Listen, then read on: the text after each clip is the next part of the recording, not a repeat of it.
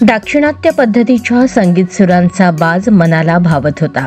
व्यंकटेश मंदिर पाना फुलांनी सजवले होते।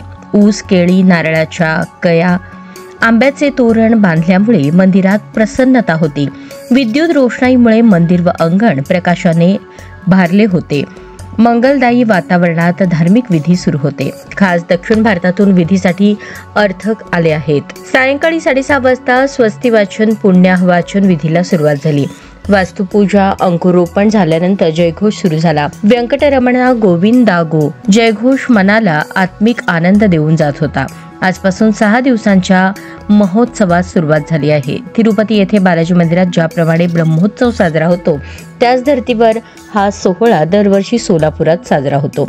खास दाक्षिणात्य वादक अर्थक सोहळ्यासाठी आलेत। मंदिरात भाविकांची दर्शनासाठी रीघ होती। उत्सवामुळे भाविकांमध्ये आनंद आहे।